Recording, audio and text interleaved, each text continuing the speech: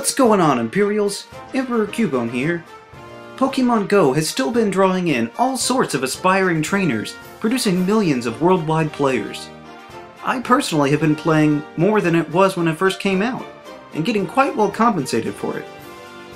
There was of course the giant fiasco that was the planned Pokemon Go Festival in Chicago this summer, but since that coincided with the long-awaited release of the legendary birds, it didn't seem to generate a lethal dose of ill will. However, in light of those landmarks, there are some even bigger changes that have come into the game.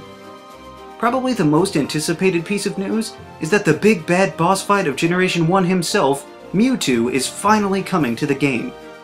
It seemed odd to some that Lugia and Ho-Oh would get included before him, let alone the entire Johto region, but he's finally ready to make his debut. Well, almost ready. Apparently Mewtwo will be available in what will be called exclusive raids, which are a step above regular raids. In order to even be eligible for an exclusive raid, you must first defeat a regular raid battle, and then, if there's an exclusive one happening soon, the game will send you an invitation with the time and place, so that you'll have plenty of time to prepare. I'm not sure how exclusive these raids will actually be, but if it's anything like the one that we saw in Times Square from the original trailer, this could be the thing that draws more players out of the woodwork. The next piece of news is that the legendary beasts from Johto will be arriving in the game as well: Raikou, Entei, and Suicune. These fan favorites are coming into the raid battle void left now that the legendary birds have retreated for the time being. From what I understand, Raikou will be in the Americas, Entei will be in Europe and Africa, and Suicune will be in Asia and the Pacific.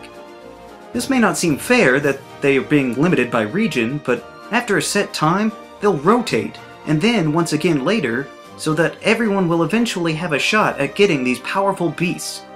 I find this especially cool because these creatures are infamous for starting the trend of roaming legendaries, and now that's exactly what they are. Legendary Pokemon roaming all over the world. I think that's incredibly cool.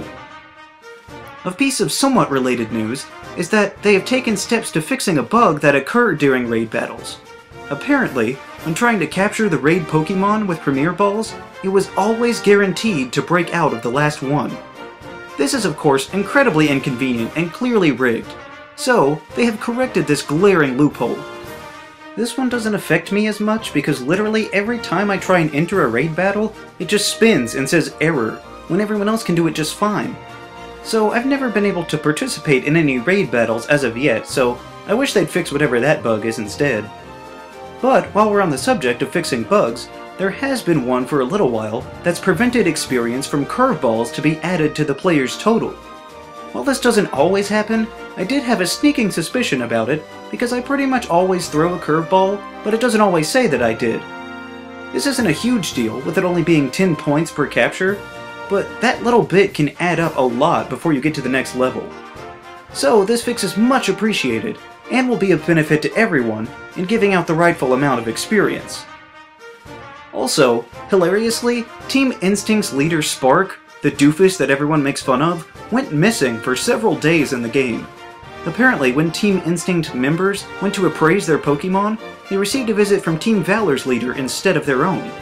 This was of course concern for many members of Team Instinct, wondering if there was some kind of merger that they didn't know about to get rid of the Hufflepuff team in order to truly streamline the competitive oligarchy.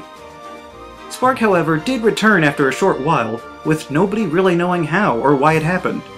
Whatever the reason, it didn't do anything to aid in the reputation of the team or its inept leader. Hashtag Team Mystic. Lastly, one of the big changes in the game is a shift in the hatching groups for Pokemon eggs. There have been numerous shifts previously applied to the game, all with their own modifications, some exciting while others were disappointing. This time is no different. Certain Pokemon have been shifted down from the 10-kilometer egg group to the 5-kilometer. This includes the likes of Chinchou, Onix, and Scyther, all becoming quicker to hatch. Unfortunately, this update came at great cost, since all of the Kanto starters have been completely removed from any eggs. They could have just upgraded them to the 10-kilometer, but instead it's now impossible to hatch Bulbasaur, Charmander, or Squirtle, with the only way to get more for you to catch these extremely rare beasts in the wild. The reasoning I've heard is because they wanted to make room for the Johto starters, but they've already been hatchable for a while, so I honestly have no idea what the rationale behind this is. This is incredibly disappointing, and all you really need to know is not to transfer any starters you may have, because it just got a lot harder to get new ones. Those are just some of the changes being implemented to Pokemon Go. I'm sure there will be plenty more as they continue to refine the gameplay and mechanics, and who knows, maybe Gen 3 is just around the corner. So, how do you feel about these changes? Does it make you more excited to play the game? Let me know down in the comments. Also be sure to leave a like, share this video, and subscribe so that you too can become an Imperial today. And we'll see you around next time!